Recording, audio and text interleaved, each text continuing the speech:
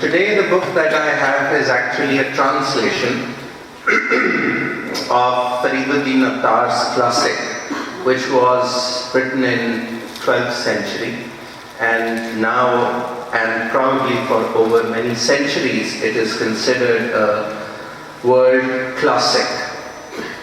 The translation that I have, it's by Afghan Dadbandi, who is an Iranian woman, and Dick Davis.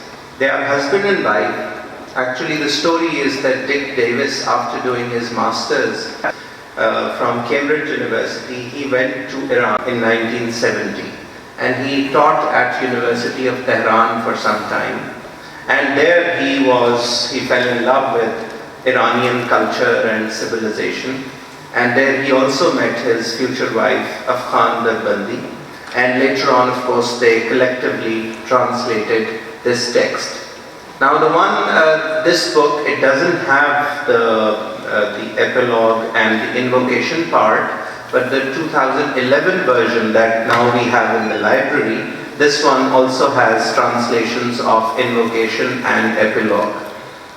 Now, this book is actually translation of this Persian version. This is 1978 edition of Mantiq-ut-Tair, written by, of course, Fariduddin Attar, who is otherwise more famous for another very popular text, which is called Tazkaratul Awliya.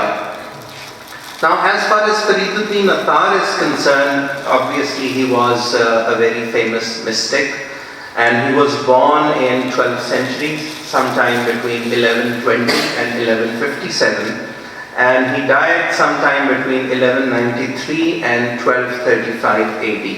Now, you can read the introduction, and in the introduction you'll get to know a bit about his biography as well. Now, apart from that, as I've already mentioned that this book is now considered a world classic. It's also there in Norton Anthology on World Literature, and it has, of course, translation also has received various awards. Now, this English translation, I would say, is much better than the Urdu translation, this one.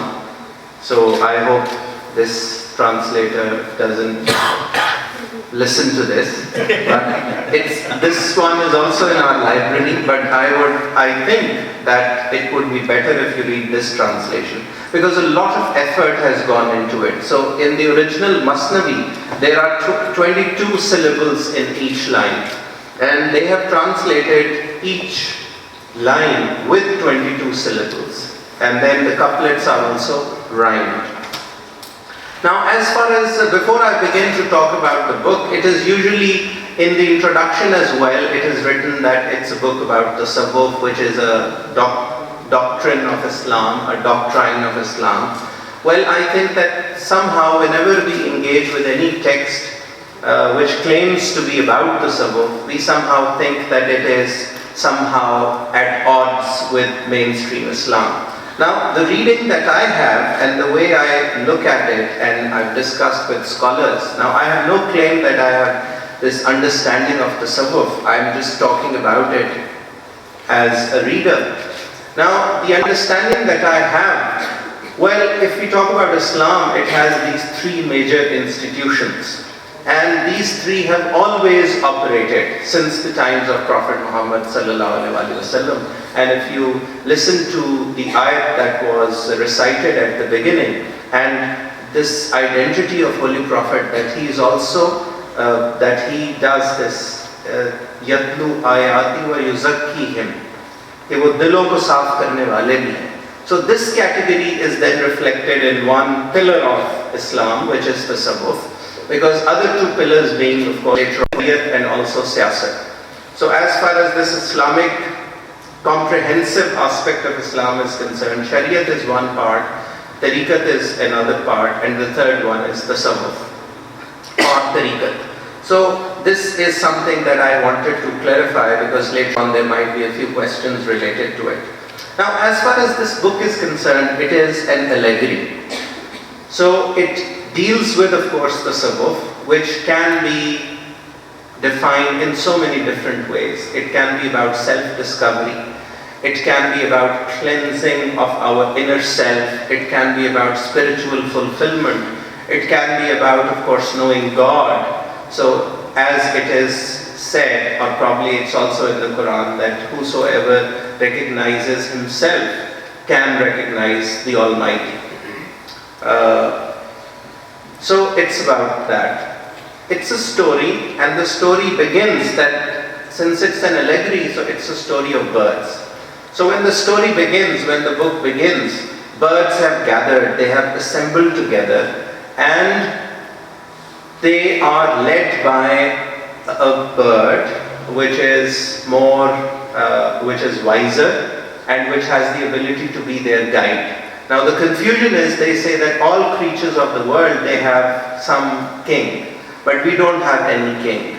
We don't have someone that we might go to, or someone can tell us what we are supposed to do, or what is the purpose of our life. So they seek Hupu's advice. Hudhud जिसको हम कहते हैं, क्योंकि उसकी हमेशा significance हमारे यहाँ भी है, यूसुफ अलैहिस्सलाम के वाक़े में भी और हज़रत सुलेमान अलैहिस्सलाम के वाक़े में भी हमने सुनी है. So Hupu then tells them that there is a king, and that king is Simurg. And that Simurg lives far off in mountains, and the journey is really very difficult. But what we can do is that we can go to Simurg and we can request him, or we can ask him, or we can discover him, so that he may become our king. So that's the idea which he gives. And they accept that idea, and then all of them initially, in that excitement, they say, alright, let's go, and let's go to the valley of Simurg. So all of them jump that bandwagon, and all the birds start clamoring, yes, we should all go. But the moment he explains that it's difficult, and that you have to travel or fly through so many valleys, and then you will be able to reach the valley of Simurg, then they begin to think about their problems. Now, since it's an allegory, and it's so interesting that when these birds go to Hupu, or when they share their own problems, or when they give their own excuses, it's so relevant to our condition. So honestly, since I've read the book many years ago, I also look at my students as these birds.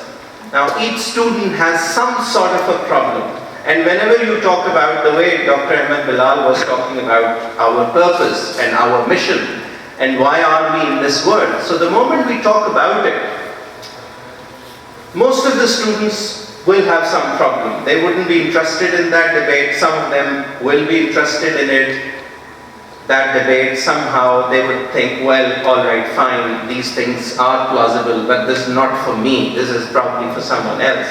And somebody would say, well, I cannot, okay, I can understand it, I can follow this path, I can somehow be a part of this discussion, but then at the end of the day, it's just my GPA which matters.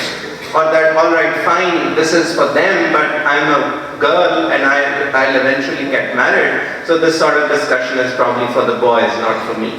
So, and there are so many other excuses.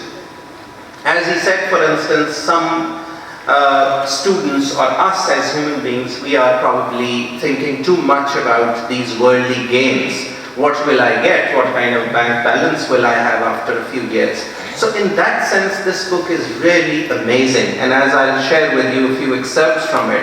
So they begin to fly. So initially, Nightingale comes, and she has, or he has his problem, and Nightingale says, well, I live just for the rose, and Simurg doesn't matter as far as I'm concerned, if the rose is around. So if I'm in a garden and the rose is there, I don't need to fly to the valley of Simurg. And then Hupu replies. And when he replies, he gives an argument, and at the same time, he narrates a story, or an anecdote, or a hikayat. So this book is full of these stories, full of these hikayat. And as we know through Rumi and through Eastern traditions, that hikayat has always been used as a tool to convey a message. So the book is filled with these interesting stories. That's why I would strongly recommend that the moment you begin to read this book, you cannot put it down. It is so addictive.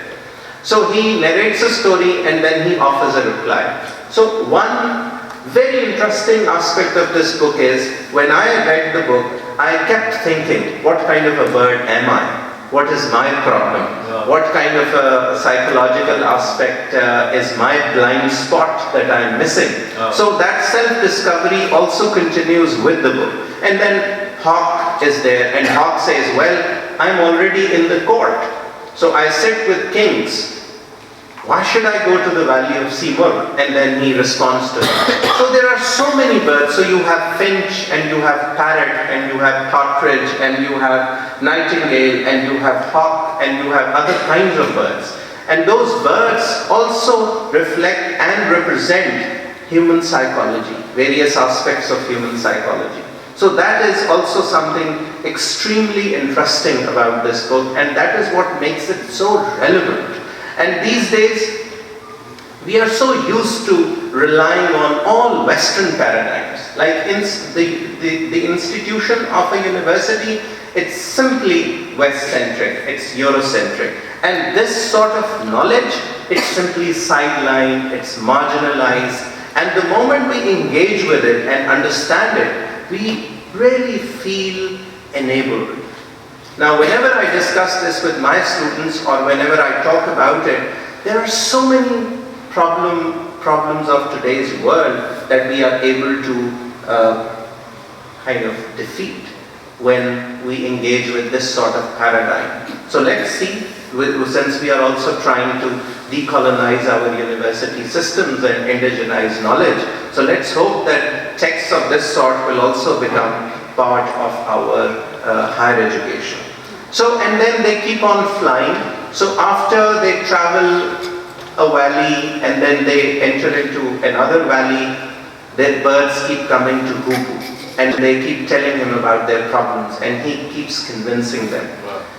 So what happens is that finally there is a bird, and that bird asks Hupu how much of the journey is left, and he responds by saying, well, there are 7 more valleys to go. So there are 7 valleys, and these 7 valleys can also be the valleys of self-discovery, and can also be the valleys that we have to cross to reach the Almighty, or Khuda, or our Creator, understand who that entity is. So these valleys are, for instance, the first one in the Persian edition, we have the Wadi-e-Talab. So first of all, it's that. So Talab-e-Ilm, Talab-e-Ilm, so that's the first valley, Wadi-e-Talab. Then the second valley that we have is Wadi-e-Ishq, or the valley of love, that you have to cross. And then the third valley is the valley of Marifat, or the valley of insight that you have to cross. And then the fourth valley is the valley, or Wadi-e-Istaghna, or the valley of detachment. And then the next valley is the valley Wadi-e-Tawheed, or the valley of unity. And then the next valley is the Wadi-e, I somehow am in love with the idea, that's Wadi-e-Hayrat, or the valley of bewilderment. And then the final valley is the valley Wadi-e-Faqr, or valley of poverty and nothingness. Now, of course, these are all, we read that these are all mystical terms, but at the same time, all these valleys mean something to us as well. It's not that esoteric that we are unable to get anything out of it. So now in the final part, which is going to take some time, I'll be taking you through the text, and I'll be reading out these couplets from various sections that I've already highlighted. So the first one is when it all begins.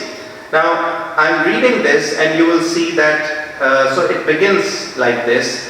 Before it, we also have invocation part. So in the original Persian text, it starts with, of course, Hamd, and then you have Naat, and then you have this invocation to Sahaba Karam, and then later on the text begins. Now in this translation we don't have that part, but in 2011 edition we also have translations of those thoughts.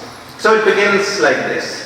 Dear Hupu, so Hupu is that bird, guide. Dear Hupu, welcome. You will be our guide. It was on you King Solomon relied, King Solomon Hazrat Solomon, to carry secret messages between his court and distant Sheba's lovely queen. He knew your language and you knew his heart. As his close confidant, you learnt the art. And it goes on like this. And then Hupu begins to address these birds. And so first of all, he engages with this little bird, this finch.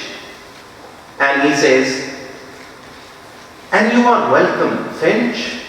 Rise up and play those liquid notes that steal men's hearts away. Like Moses, you have seen the flames burn high on Sinai's slopes, and there you go to fly. Like him, avoid cruel Pharaoh's hand and seek your promised home on Sinai's mountain peak." Now, you can see how Hupu addresses each bird and tries to bring out the best in that personage or the best in that bird. It's about self-discovery. It's creating that talab. Now, what Dr. Ahmed Bilal said, realizing that what it means to be human. Does it mean to be a machine, or does it mean to be connected with other human beings? And then based on that, how are you going to prioritize? So finally, he says to the finch, "There you will understand unspoken words, too subtle for the ears of mortal birds." So he's encouraging that finch, that bird, to have that in her. And later on the very first page, he addresses the partridge. And partridge is, of course, quite proud of his own beauty. So he says, "Welcome, dear partridge, how you strut with pride along the slopes of wisdom's mountainside. Let laughter ring out where your feet have trod. Then strike with all your strength the door of God. Destroy the mountain of the self." Now again and again, it's about nafs. It's about nafs. And as it is said in all mystical literature that we read, the biggest part of it, or the most difficult part of it, is to, of course, crush this self of yours. Nafs jo hai, nafs se amara. Yeah. So again and again it's about that. And in this English translation, that the word that we have is self. Destroy the mountain of the self, and here from ruined rocks a camel will appear. Beside its newborn noble hooves, a stream of honey mingled with white milk will gleam. Drive on this beast, and at your journey's end, Saleh will greet you as a long lost friend. And then he goes on and he addresses the falcon, and he goes on and he addresses the pigeon. So for instance, this is the way he talks to a pigeon. "Dear pigeon, welcome. With what joy you yearn to fly away. How sadly you return.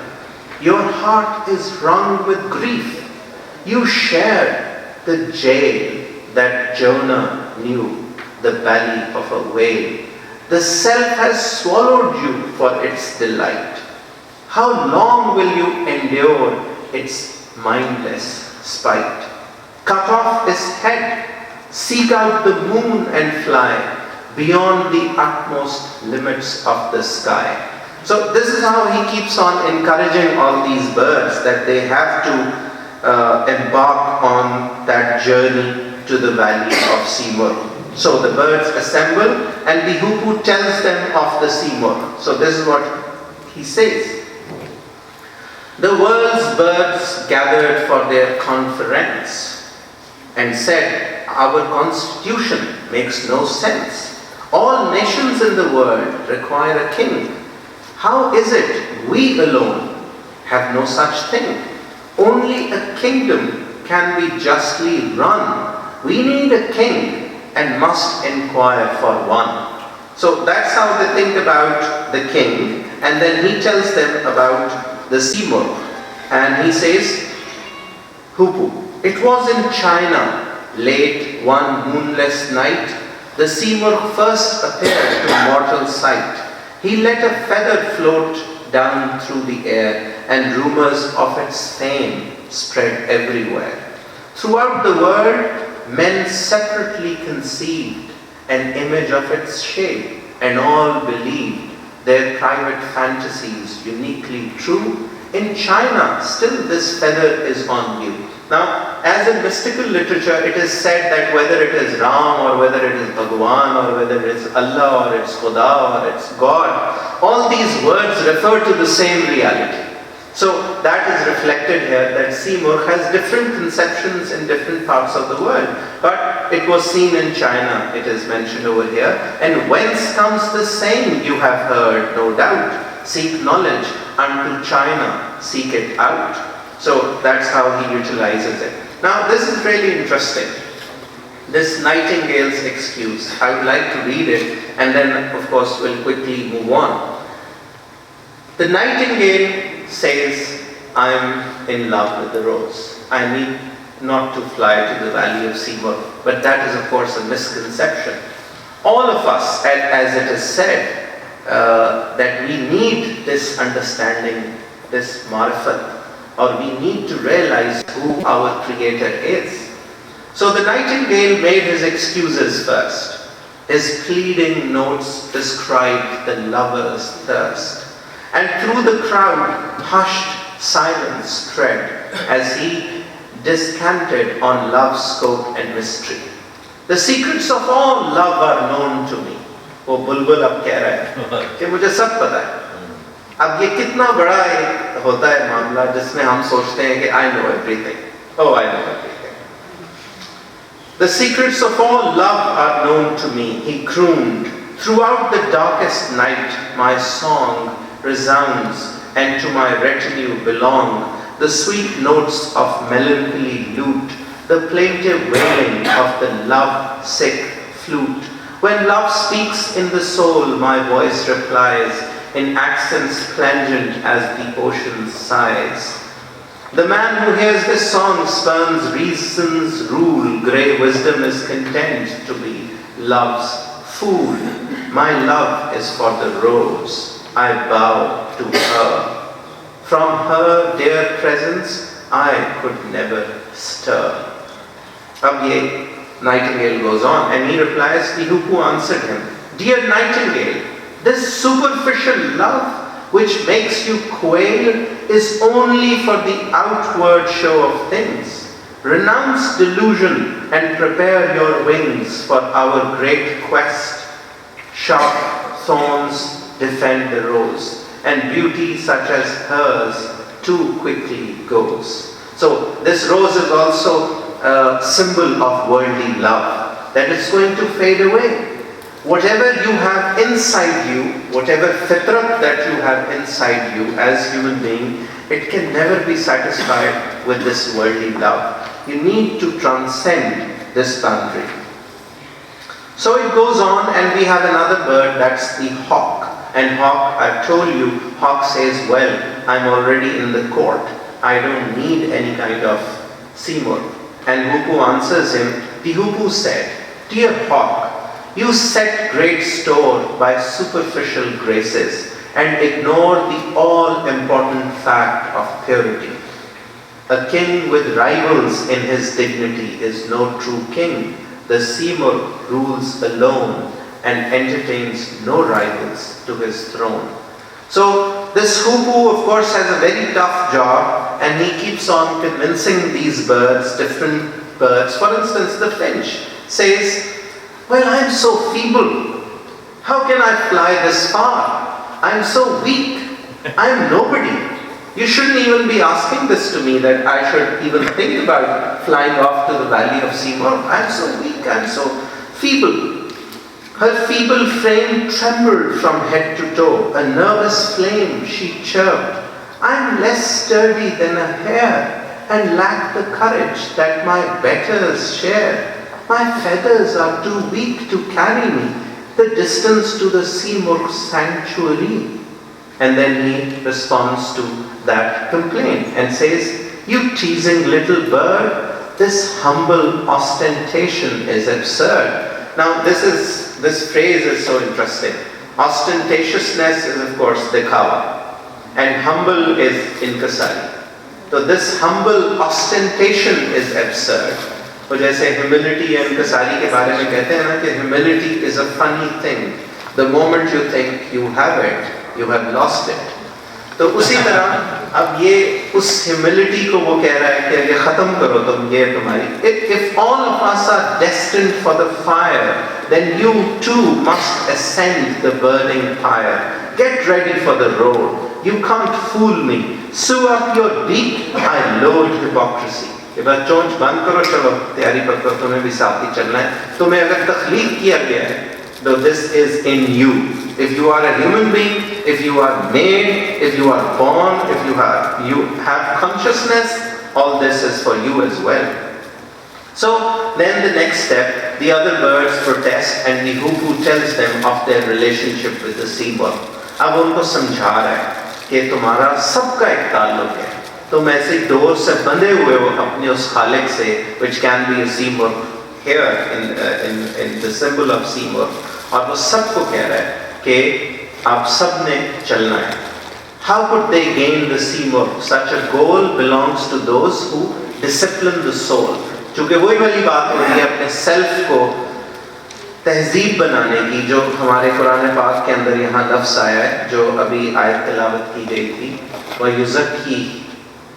وَيُزَكِّيهِمْ, کہ پاک کرنا نفس کو. یہ بھی تو ایک category profit محمد صلی اللہ علیہ وآلہ وسلم کی تھی کہ وہ دلوں کو اور نیت کی تصحیح, جس کو کسی بڑے سمپل انداز میں کہتے ہیں کہ تصوف کوئی ہوا میں اڑنے کا نام نہیں ہے یا کشف و کرامات کا نام نہیں ہوتا, یہ اپنی نیت کو صاف کرنے کا نام ہے. اور اس کی ہم سب کو ضرورت ہمیشہ سے رہتی ہے کہ کیا کوئی اپنا انقلابی کلام اس لیے لکھ رہا ہے کہ اپنی کلاس بدل لے, یا وہ اس لیے لکھ رہا ہے کہ حقیقت میں اجتماعی طور پر معاشرے کے اندر ایک بہتر معاشرہ تمام انسانوں کے لیے قائم ہو سکے. سو اب درمیان میں برڈز جو ہیں وہ ہوپو کو بھی کوشچن کرتے ہیں کہ بھائی ہمیں کیسے پتہ چلے گا, تم ہمیں صحیح راہ دکھانے والے ہو, اور وہ اس کا بھی جواب دیتا ہے. اور رستے میں وہ اپنے اسی ہوپو کو اپنا لیڈر بھی چوز کر لیتے ہیں. اسی طرح اب حکایت کے حوالے سے, تو اب جب یہ برڈز فلائی کر رہے ہیں, the birds are frightened by the emptiness of the way. اب اڑنا تو شروع ہو گئے, کچھ نظر نہیں آ رہا. اب ہم سب میں یہ جو ہوتی ہے کیا کہتے ہیں اس کو, شارٹ سائٹڈنیس, جیسے وہ ایک خوبصورت انداز میں امجد اسلام امجد صاحب نے بھی اپنی نظر میں کہا ہے نا کہ وہ بچہ شب میں ایک بیج بوئے, شام کو ایک بیج بوئے اور شب میں بارہا اٹھے اور دیکھے کہ پودا کہاں تک ہے. تو ہم بھی کوئی چھوٹا سا اچھا عمل کر لیتے ہیں نا, پھر دیکھنا شروع ہو جاتے ہیں کہ میرے سر کے اوپر کوئی روحانیت کا حالہ بن گیا کہ میں نے یہ جو ہے نا یہ اتنا اچھا کام کیا ہے, یا کسی کو خیرات دے دیا, یا کوئی سیلف لیس کام کر لیا. تو اب یہ اڑنا شروع تو ہو گئے ہیں, لیکن ابھی بیابان ہی ہے اور کچھ بھی نہیں نظر آ رہا, اور ابھی وادیاں شروع ہی نہیں ہوئی. تو اب یہ اس کو کمپلین کر رہے ہیں اور کہہ رہے ہیں کہ ایمپٹینس آف دا وے ہے, کچھ پتہ ہی نہیں چل رہا. تو یہاں انہوں نے یہ ایک حکایت شیخ بایزید بستامی کی لے کر آئے ہیں چھوٹی سی, تو یہ میں آپ کو یہاں پہ پڑھ کے سناتا ہوں. تو وہ کہہ رہے ہیں, one moonlit night Sheikh Bayezid attracted by the sight of such refulgent brilliance, clear as day, across the sleepy city took his way, and thence into the desert, where he saw unnumbered stars adorning heaven's floor. He walked a little and became aware that not a sound disturbed the desert air, that no one moved in that immensity save him. His heart grew numb, and gradually pure terror touched him. "Oh great God," he cried, "your dazzling palace beckons far and wide. Where are the courtiers who should throng this court?" اب وہ desert میں پہنچے ہوئے ہیں اور خدا کو پکار کے کہہ رہے ہیں کہ آپ کی پیلس ہے لیکن کوئی نہ دربار نہیں ہے, کوئی یہاں کوئی رونق میلہ ہی نہیں, بالکل بیابان ہے. تو وہ شیخ بایزید کو جواب ملتا ہے, "Wanderer, you are distraught, be calm." our glorious king cannot admit all comers to his court. کہ جو ہمارا گریٹ کنگ ہے وہ ہر ایرے ویرے کو تھوڑی آنے دیتا ہے اپنے دربار میں. It is not fit that every rascal who sleeps out the night should be allowed to glimpse its radiant light. Most are turned back, and few perceive the throne. Among 100,000 there is one. تو یہ ایک حکایت ہے شیخ یزید کی, اور اس کے through وہ ان birds کو حوصلہ دے رہا ہے کہ کوئی نہیں, ابھی تو سفر شروع ہوا ہے. اسی طرح آگے چلتے ہیں, اور ایک برڈ درمیان میں, اب یہ برڈز اپنی اپنی کمپلینس کر رہی ہیں, سب سائیکولوجیکل, بالکل آپ اس کو ہماری ماڈرن کنسیپشن آف سائیکالوجی سے لنک کر سکتے ہیں, اور یہ سب انر جرنیز ہماری ہوتی ہیں. تو ایک برڈ کمپلین کر رہی ہے سنفلنس کی, کہتی ہے میں تو بڑے گناہ گار ہوں. Another bird complained, sin stains my soul.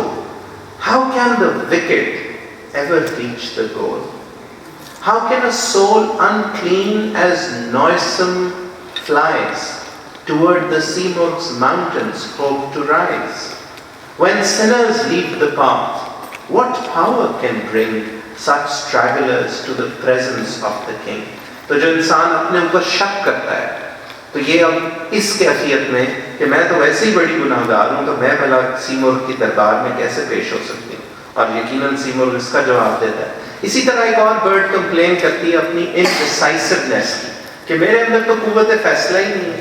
اب یہ سارے وہ چیزیں جو ہم جانتے ہیں کہ ہمارے اندر ہوتی ہیں, میرے میں تو قوت فیصلہ ہی نہیں ہے. اور وہ برڈ کیا کہہ رہی ہے؟ Another bird declared, as you can see, I lack the organs of virility. Each moment I prefer a different tree. کبھی اس پہ بیٹھتی ہوں, کبھی اس پہ. I'm drunk, devout. The world's then his caught between. No, it isn't. Yes, it is. بولیا کی جانا میں کون, نہ میں موسیٰ نہ فرعون. اب وہ انڈیسائسونیس کی کیفیت ہے. The flesh will send me drinking, then I'll find the praise of God awakening in my mind. ایک موقع پہ شراب پینے جاتی ہوں, ایک میں جاتی ہوں تو خدا یاد آتا ہے بڑے اچھے طرح. What should I do between these two extremes, imprisoned by conflicting needs and dreams? اب اس کا جواب وہ دیتا ہے جو میں نہیں پڑھوں گا, اس کے لیے آپ کو کتاب لینی پڑے گی اور پڑھنی پڑے گی. ایک اور برڈ کمپلین کر رہی ہے اپنے نفس کی, سیلف کی, اور وہ کہہ رہی ہے یہ نفس چونکہ میرے ساتھ ہے نا, تو پھر میں کہیں بھی نہیں پہنچ سکنا. My enemy is that veteran of highway robberies. یہ ڈاکو, یہ نفس میرے اندر ہی ہے جو راہزن ہے. Myself, how can I travel on the way with such a follower? The dog won't pay the least attention to a word I say. The dog I knew is gone, and in his place a slavering wolf stalks by me, pace for pace. کہ یہ نفس میرے ساتھ جڑا ہوا ہے, پیچھے لگا ہوا ہے. How can I proceed? پھر ایک برڈ آ جاتی ہے, وہ کہتی ہے میرے اندر تو کنجوسی بڑی, اور وہ کہتی ہے I love gold alone. It's life to me, like marrow to a bone. When I have gold, I blossom like flower. With restless pride, I revel in its power. اب اس کا جواب, پھر اس کی حکایات آگے آ رہی. یہ تو کوئی سیاست آ رہی, یقیناً ایسا ہی ہے. الہاکم التکاثر, یہ وہی والی کیفیت ہے. پھر ایک برڈ ہے جو بڑی آسٹنٹیشس ہے, اس کو ذرا بناؤ سنگھار, میک اپ شیک اپ, یہ سب بڑا پسند ہے, بننا سورنا. مردوں کے لیے کیا کہنا چاہیے, اچھے سے کپڑے پہننا. وہ ostentatious bird ہے, اور وہ کہہ رہی ہے my happiness comes from the splendid things which I possess. My palace walls inlaid with gold excite astonishment in all who see the light. They are a world of joy to me. How could I wrench my heart from this surpassing good? There I am, king, all bow to my commands. Shall I court ruin in the desert sands? Shall I give up this realm and live without my certain glory in a world of doubt? What rational mind would give up paradise for wanderings filled with pain and sacrifice? کہ میرے پاس تو یہ جاؤ جلال مال و دولت, نئی model کی کرولا, Honda civic, اور میرے پاس تو I'm a tenured professor, اور جو ہے मेरे तो इतनी मेरे लिए तो ये सफर नहीं है, I have already achieved everything. So this goes on and इसी तरह एक बर्ड है जिसको अपनी जो है वो बिलवेड याद आ रहा है मौके पे, तो वो वापस जाना चाह रही है. अब ये वादियों का सफर जब शुरू हो रहा है, अब ये बड़ी अहम बात है. अब आई have taught for 18 years, I hope I will just finish in 5-7 minutes. तो अब ये है कि एक और बड़ी अहम बात है जो बहुत ज्यादा, और it's not my gender bias और anything. I have taught for 18 years and there are many teachers here and all of us know that most of our students now are women, girls. अब ये एक बड़ा मसला होता है कि वो ये बात हमेशा आ जाती है, नहीं ये सारी बातें ठीक है लेकिन ये हमेशा मेरे ही साथ ऐसा क्यों होता है. तो ये जो एक कंप्लेन होती है बैड लक की कि व्हाई मी, तो वो एक कंसेप्शन में होता है कि पूरी दुनिया एक तरफ मैं एक तरफ, बस ये होता ही मेरे साथ. तो अब एक बर्ड है जो कि कंप्लेन कर रही है. A bird complains of his bad luck and says, "Hoo-hoo, it's no good. Things never happen as I had hoped they would. I've spent my time in misery since birth. The most unlucky wretch in all the earth. My heart knows so much torment that it seems each atom of my body raves and screams. My life has trodden out a hopeless way. God damn me if I've had one happy day. These sorrows lock me in myself. How can I undertake this journey which you planned? If I were happy, I would gladly start. What stops me is this sorrow in my heart. What can I do? Look, I appeal to you. I've told you everything. What can I do? और Hoo-hoo इसका जवाब क्या दे रहा है, बड़ा interesting है. Hoo-hoo said, "How arrogant you are to think your wretched self so singular." कि तुम्हें लगता है गम को तुम्हें ही है पूरी दुनिया में. The disappointments of this world will die in less time than the blinking of an eye. And as the earth must pass by the earth, don't even glance at it. Know what it's worth. What empty foolishness it is to care for what must one day be dispersed to air. Now, of course, that quintessential Islamic or religious concept, even I think in all Eastern belief systems we have this concept that this world, and even in science, it is absolutely clear that this world has to come to an end. So, this section then comes to an end, and in the next section, now since they are traveling, a new phase of this journey begins, where these birds begin to think that now they are really very spiritual. और अब उनको वो आना शुरू हो गया है. अब नफ्स का जो अगला धोखा होता है एक अच्छा काम करके कि फिर लगता है ये तो मैं ही हूँ, कितना मैं नेक हूँ, कितने मैं नेक काम करता हूँ. अब ये अगले वो फेज शुरू हो गई है इन बर्ड्स की. और मसलन एक बर्ड कहती है, a bird claims that he lives only, अब ये दावा आ गया यहाँ. तो एक बर्ड कहती है मेरी तो अब जिंदगी ओढ़ना बिचोना अब सी मुर्गी बन गया. तो ये उसको भी जवाब देता है और कहता है the Seymour isn't won by boasts of who you are and what you have done. Don't brag of love. He is not deceived by lies, and no one pulls the wool across his eyes. His call is like some lightly wafted breeze. Now this is amazing, this image. His call is like some lightly wafted breeze, lifting the veil from hidden mysteries. Then he will draw you to himself alone. Your place will be with him beside his throne. Though if mere pride of place prompts your desire, your love prepares you for eternal fire.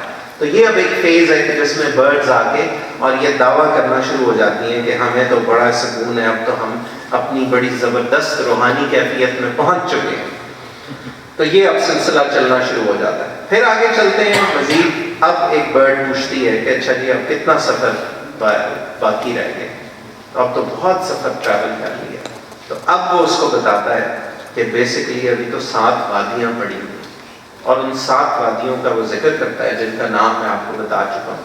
सबसे पहले valley of quest है, उसके बाद जो है वो valley of love है, उसके बाद जो है वो वैली कौन सी थी, उसके बाद वैली ऑफ इंसाइट है, और उसके बाद we have valley of,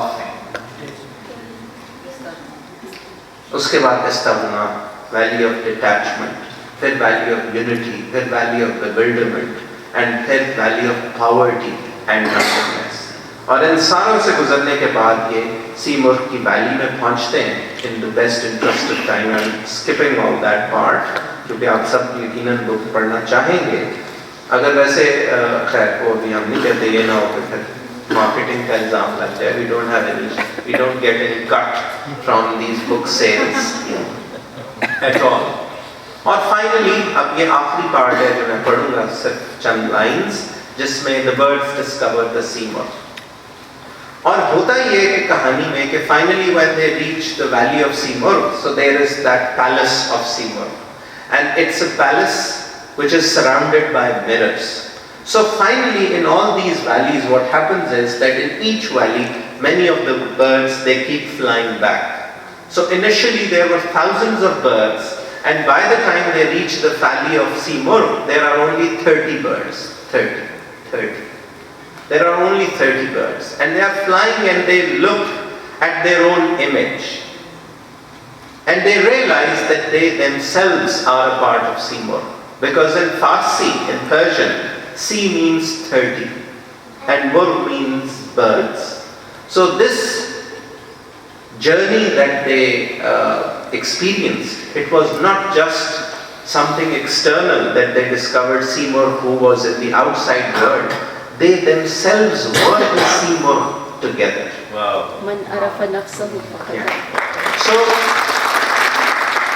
there in the Simurg's radiant face, and if you look at all these images, artistic images of the Simurg, so this bird is comprised of smaller birds, and this probably, I don't have that understanding, but probably this concept of wahdatul wujud, that all of us human beings, we are connected, and that in the world, in the imaginal world or the alam-e-amsal, we have one ideal human being, Imam-e-Nau Insani, as it is said. So probably we are all part of the same reality. So finally they are there. There in the Simurg's radiant face they saw themselves, the Simurg of the world. With awe they gazed and dared at last to comprehend. They were the Simurg and the journey's end. उनकी अपनी ज़ात ही उसी journey की end थी. They see the Simurg. At themselves they stare and see a second Simurg standing there. They look at both and see the two are one. That this is that this, the goal is one. They ask, but inwardly they make no sound. The meaning of these mysteries that confound their puzzled ignorance. How is it true that, this is the last line I'm going to read, that we is not distinguished here from you? Thank you very much.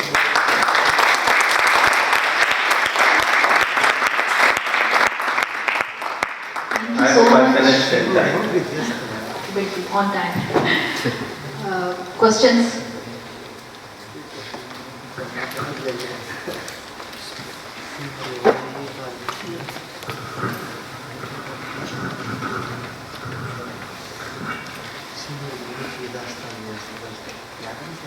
अस्सलाम वालेकुम sir.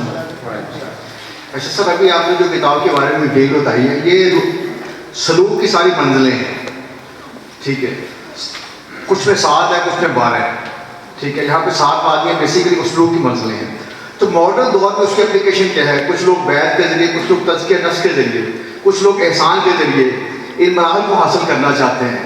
तो जो नौजवानों का जहन है modern, اتنی management کے دور اس دور میں وہ ان مراحل کو انہیں حاصل کرنا چاہیے نہیں کرنا چاہیے اور اس کی اپلیکیشن موجودہ دور پہ ہے بھی کہ نہیں؟ Thank you. I think یہ کوئی صوفی اس کا جواب ہے. لیکن as a teacher I would say کہ I don't find it problematic at all. کیونکہ as human beings we have this voice coming from inside us. Why am I born? اچھا چلیں یہ تو ایک تصوف کا پیراڈائم ہے یا ایسٹرن پیراڈائم ہے. جو لوگ دہریہ ہیں, خدا کو نہیں مانتے, کسی ایسے تصور کو نہیں مانتے, مثلا میں مثال دیتا ہوں برٹرنڈ رسل, فیمس فلاسفر, وہ بھی جب اس بات سے بحث کرتا ہے کہ happiness, the conquest of happiness جو اس کی کتاب ہے, اس میں بھی بحث کرتے ہوئے وہ یہ بات ایمفسائز کرتا ہے کہ جن لوگوں کی زندگی میں بھی کوئی کنٹینیوٹی آف پرپز ہوتی ہے وہ ہمیشہ زیادہ ویل ایکوپڈ ہوتے ہیں خوشی کی تسخیر کرنے میں. تو اب اگر ہم اس ایک بالکل ایتھیسٹک یا ایگنوسٹک پیراڈائم میں بھی جائیں تو وہاں بھی خود شناسی کی بات یقیناً ہوتی ہے. تو یہاں تو باقاعدہ طور پر ایک موضوع کے طور پہ دین اسلام کی یہ 1400 سال کی تاریخ میں اور پھر ایسٹ کی روایات میں, ہندوازم کے اندر بھی اور اسی طرح جو ہے بدھزم میں بھی, یقیناً وہ زیادہ قدیمی مذاہب ہے, ان کی نسبت تو اسلام سب سے زیادہ ماڈرن دین ہے. تو اس کا ایک بیسک ایک پیراڈائم ہے, تو یقیناً اس کی ضرورت ہے. اب اس کے طریقے کیا ہوتے ہیں یقیناً وہ تو کوئی وہ بتا سکتا ہے جو ان باتوں کو گہرائی میں سمجھتا ہو, لیکن ایک اسٹوڈنٹس کے پوائنٹ آف ویو سے بھی یقیناً یہ وہ سوال ہیں جو ہمیں اٹھانے ہیں اور ان کو اٹھاتے ہوئے ہمیں بہت سا جواب بھی ملتا ہے اور اسی کے ذریعے ہم ریکنیکٹ کر سکتے ہیں کہ جو ہمارے ہاں اتنی قدیمی روایت ہے. اب لاہور میں ہم بیٹھے ہیں, داتا صاحب یہاں پہ ہیں, ان کی کتاب وہ کشف المحجوب, اسی طرح دیگر جو ہمارے شعراء ہیں کہ انہوں نے کتنے خوبصورت انداز میں, چاہے بلے شاہ ہو, چاہے خواجہ غلام فرید ہو. اب میں یہی سوچ رہا تھا آج صبح آتے ہوئے وہ میں سن رہا تھا گاڑی میں وہ جو گائی ہوئی ہے خواجہ غلام فرید کی کہ وہ عشق جو استاد جمن نے گائی ہے, وہ کیا ہے بلا جو علی ظفر نے گائی, آتش لائی ہے, اور وہ جو بات کرتے ہیں کہ وہ عشق دی بھاس ساڑے تو عشق دا دس عشق دا دارو کیڑا. اب وہ میں سوچ رہا تھا کہ یہ شاید اسی بات, یہ عشق کی بات ہو رہی ہے کہ جب اس میں کوئی داخل ہوتا ہوگا تو اسی طرح کی اس کی کیفیت ہوتی ہوگی. اور پھر جب خواجہ غلام فرید اسی طرح جو کہہ رہے ہیں کیا حال سنانا دل دا, کوئی محرم راز نہ ملدا, منہ دھوڑ مٹی سر پائے سارا ننگ محمود وجائم, ہتھو الٹا عالم کھلدا, کوئی محرم راز نہ ملدا. تو وہ یہی کیفیات ہے نا. تو اب ہم اتنے ماڈرنٹی کے, میں تو یہ کہتا ہوں کہ ہم وکٹمز ہیں کہ یہ بالکل ایک 2 ڈائمینشنل جو ماڈرنٹی کا ایک پیراڈائم ہے جو غلامی کی وجہ سے آج تک ہم نے مسلط کیا ہوا ہے اپنے پہ, اسی کی وجہ سے ہمارے بہت سارے پرابلمس ہیں. Thank you very much, especially اتنی خوبصورت آپ نے ٹائم کی اور I will love with this book and I hope کہ میں انشاءاللہ نیکسٹ ریڈنگ پر میری یہی ہوگی. میرے کوشچن جو ہے وہ ڈائریکٹلی تو شاید اس سے ریلیٹڈ نہیں ہے, انڈائریکٹلی مگر ہے. ہم دیکھتے ہیں کہ یہ 13th سینچری ہے, آپ نے جیسے if I am not wrong کیا آپ نے بتایا کہ یہ 13th سینچری میں اوریجنل اس کی ٹیکسٹ جو ہے وہاں سے ہمیں وہی ملتی ہے. اور same case with Shams, Tabrez, Maulana Rumi. 13th century میں ہمیں تصوف کی اس طرح کی رائٹنگس بھی ملتی ہیں اور یہ سارا, اسپیشلی یہ جو وحدت الوجود. تو یہ کچھ ایسا آپ کا یہ انٹرسٹ بھی ہے اس میں, کچھ تھوڑا سا اگر آپ اس کو ہمارے علم میں اضافہ کر سکیں کہ کچھ خاص کچھ ایسے تحریکیں تھیں, موومنٹس تھیں یا کچھ ایسا کچھ انسیڈنٹس تھے ہسٹری میں جس کی وجہ سے یہ 13th سینچری اسپیشلی کہ ہمیں یہ خاصی اس قسم کی رائٹنگس ملتی ہیں. اور یہ تھینک یو. خیر 13th سینچری ہو یا 12th سینچری یا 11th سینچری, اصل میں تو یہ پورا دور ہمیں نظر آتا ہے کہ جس میں ہمیں بہت بڑے بڑے اسی طرح کے بزرگ اولیاء صوفیاء ملتے ہیں جنہوں نے اظہار کیا شاعری کے ذریعے بھی, نثری کتابوں کے اندر بھی. اور مطلب میں مختصراً صرف یہ بات کروں گا کہ جب اسلام کی تاریخ اگر ہم پڑھتے ہیں with due deference to my beloved colleague Dr. Khurshid Alam, क्योंकि उनसे हमारे काफ़ी इस मामले पे उनका एक स्कूल ऑफ थॉट थोड़ा फ़र्क है, लेकिन उसमें हमें तीनों इंस्टीट्यूशंस इन्हीं तीनों तसव्वुरात के गिर्द बिल्ड होते हुए नज़र आते हैं। तो एज अ सिस्टम अगर हम देखें तो शरीयत का इंस्टीट्यूशन बिल्ड होगा, फुक़हा बड़े बड़े आते हैं, इमाम अबू हनीफा, दीगर फुक़हा, और वो बादशाहत से अलहदा थे। हमारे यहाँ ये भी एक गलत तस्वुर आ जाता है, क्योंकि यूरोप के अंदर तो बादशाह कानून साजी भी करता था, उसका word of king used to be the law. हमारे यहाँ ऐसा नहीं था, हमारे यहाँ बादशाह कानून साजी नहीं था करता, कानून साजी फुक़हा करते थे और डिफरेंस ऑफ ओपिनियन होता था। तभी वो जेलों में भी गए और उन्होंने अपनी जो अंडरस्टैंडिंग थी उसको कॉम्प्रोमाइज़ नहीं किया।